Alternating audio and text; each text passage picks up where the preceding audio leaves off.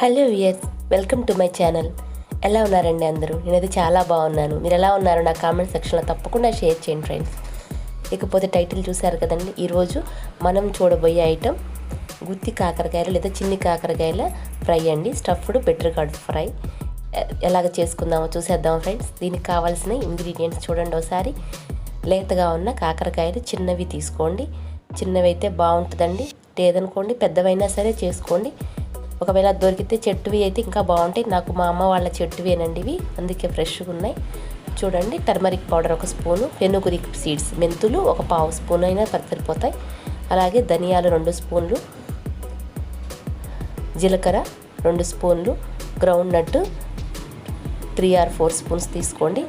Dry coconut powder 2 or 3 spoons తీసుకోండి. Salt తగినంత, garlic 1 5-6, కారం తగినంత తీసుకోండి.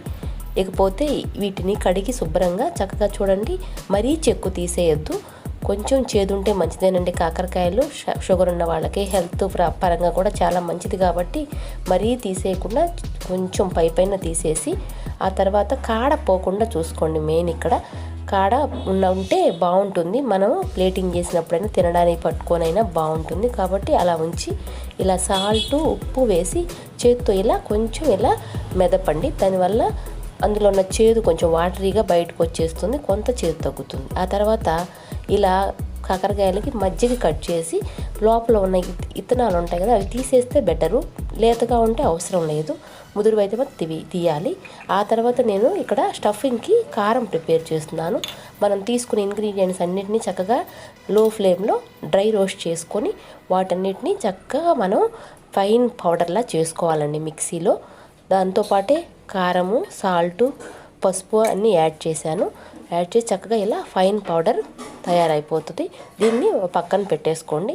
ఆ తర్వాత పాన్ పెట్టేసి తగినంత ఆయిల్ తీసుకోండి. ఎక్కువ ఆయిల్ తీసుకోవద్దండి. ఇక్కడ కాకరకాయలు వాడింది మనం మళ్ళీ వాడుకోలేము కాబట్టి చేదు అనిపిస్తుంది, కాబట్టి తగినంత తీసుకోండి. ఇలా నేను కొన్ని కాకరకాయలు వేపుతున్నాను.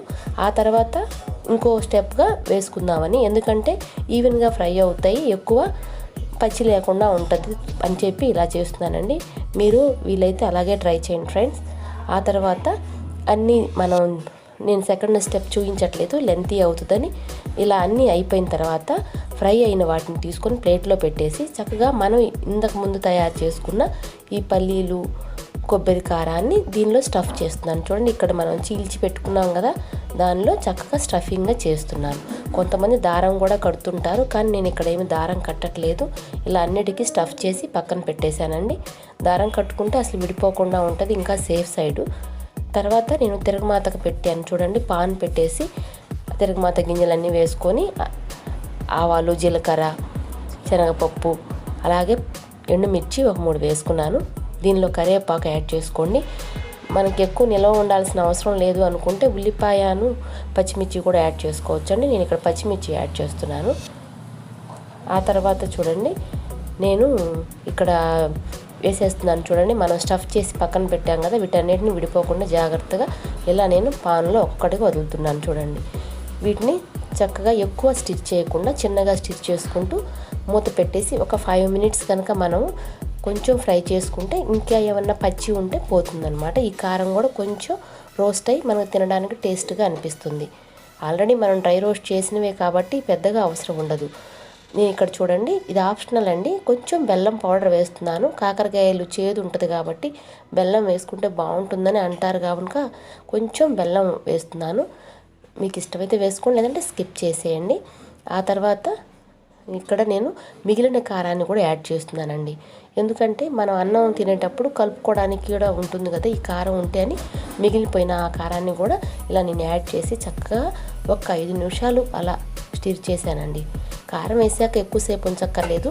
5 నిమిషాల ముందు మనం ఫ్రై చేసాం కనుక ఇప్పుడు జస్ట్ 1 or 2 minutes ఇలా చక్కగా ఫ్రై అయిపోద్ది. చూడండి, కారం కూడా చక్కగా ఫ్రై అయిపోయి మంచి కలర్కి వచ్చేసింది.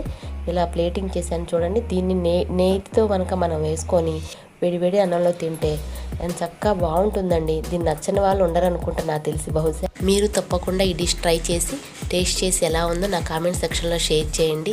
ఈ వీడియో నచ్చితే లైక్ చేయండి, షేర్ చేయండి, నా ఛానల్ సబ్స్క్రైబ్ చేసుకోండి. మరిన్ని మంచి వీడియోలతో కలుస్తాను.